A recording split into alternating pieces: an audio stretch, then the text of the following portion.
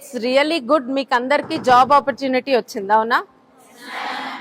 ఎంత చదువుకున్నా కూడా మన వర్క్ ఎథిక్ అనేది most important. Hard work beats intelligence, consistency beats intelligence. నేను లాస్ట్ టైం కూడా చెప్పాను, చాలా తక్కువ సార్లు వస్తుంది సెకండ్ ఛాన్స్ అనేది. సో చక్కగా మీకు వచ్చింది. ఫ్యూచర్, మన భారతదేశం ఫ్యూచర్ మీరంతా. ఇవాళ మెయిన్ నేను చెప్పాలనుకునేది మీకు వచ్చిన శాలరీని మీరు ఎట్లా సేవ్ చేసుకుంటారు అనేది.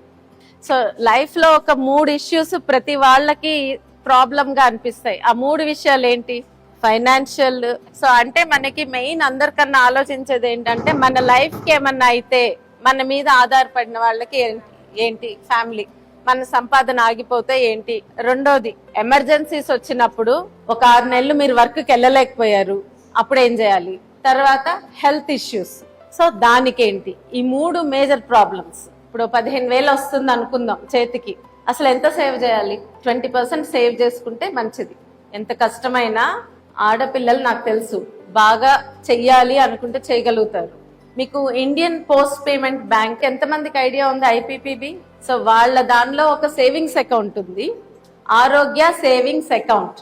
ఐ థింక్ ఇయర్లీ 150 రూపాయలు ఎంతో పే చేయాలి. హెల్త్ కి online consultations free.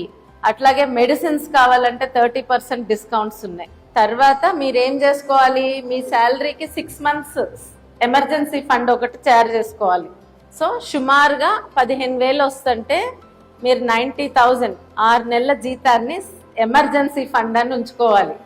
Life insurance, okay. ఆ లైఫ్ ఇన్సూరెన్స్ కూడా పోస్టల్ డిపార్ట్మెంట్ లోది ఒక మంచి లైఫ్ ఇన్సూరెన్స్ ఉంది. సంవత్సరానికి 800. పొరపాటున యాక్సిడెంట్ అయితే ఆల్మోస్ట్ 15 lakhs వరకు కవరేజ్ వస్తుంది, 10 to 15 lakhs. ఇప్పుడు హెల్త్ ఇన్సూరెన్స్. హెల్త్ ఇన్సూరెన్స్ మీకు ఎవరికన్నా ఆరోగ్యశ్రీ కార్డ్స్ ఉన్నాయా? ఓకే. సో అదైతే మీరు దాంతో సేఫ్ గానే ఉంటారు. మరి నెక్స్ట్ వచ్చేది మీ రిటైర్మెంట్.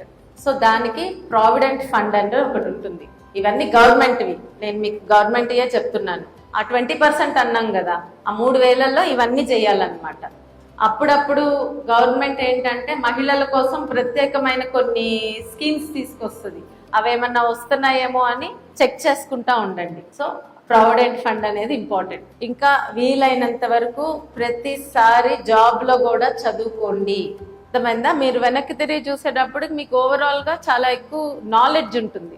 నాలెడ్జ్ ఉన్నప్పుడు మీకు మార్కెట్ లో మీకు డిమాండ్ ఉంటుంది. ఇప్పుడు చెప్పిన అందరికి అర్థమైనయా? సో అది ఆల్ ద వెరీ బెస్ట్.